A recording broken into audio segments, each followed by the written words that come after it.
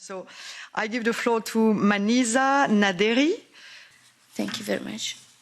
Dear distinguished guests, ladies and gentlemen, with cordial gratitude to the organizers of the present session under the auspices of the EU's cohesion policy, devoting a special program to the current upheaval in Afghanistan, here we witness an appealing opportunity for some Afghan women to express their opinions and suggestions.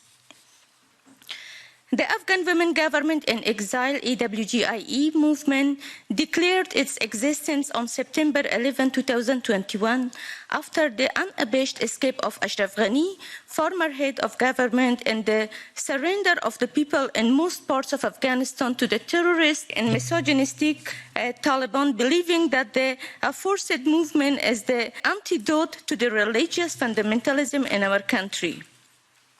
Fortunately, this belief was practically proven in the protests and demonstration of women in the struggle under the Islamic Emirate in Kabul and all other provinces. The establishment of Afghan Women Government in Exile movement could be one of the solutions to the problems of Afghanistan's women in the fight against injustice and the self-determination of the people in the country, because it defends the rights of defenseless women, and with the coordination of institutions, associations, and elite women of Afghanistan from all over the world will become a logical answer to the Islamic Emirate, which has unjustly ignored the rights of women.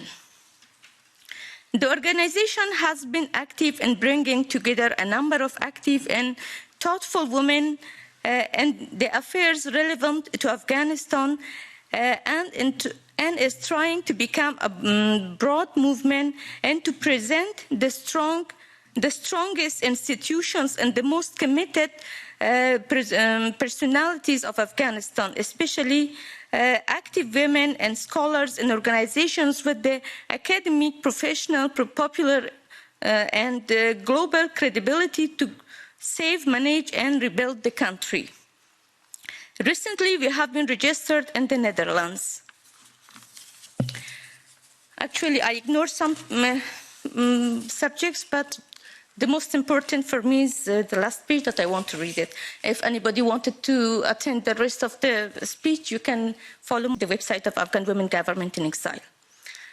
The former Afghan parliament was loaded with a bunch of corrupt figures, misusing billions of dollars of the international resources that were to support the most desperate people in humanitarian aid.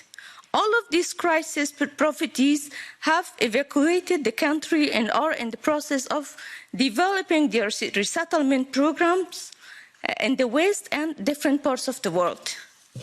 We owe the indestructible women of Afghanistan a great debt of admiration and gratitude. Their struggle under the fiercest living conditions under the Taliban continues to be incredible. They have no political, financial, and institutional support from any corner and do not compromise their ideals. It's striking to note that these women are victims of any type of mistreatment, from experiencing physical violence on the streets, torture, imprisonment, and death. In fact, they are the ones who should be appreciated, not those who enjoy various privileges and advantages in the previous regime and violated not only rights, but life of thousands of Afghan women.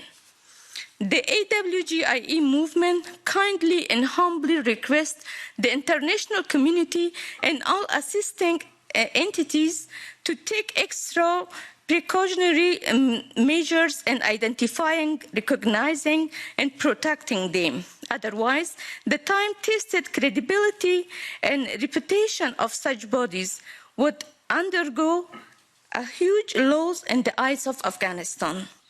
May I ask you to conclude? Yeah.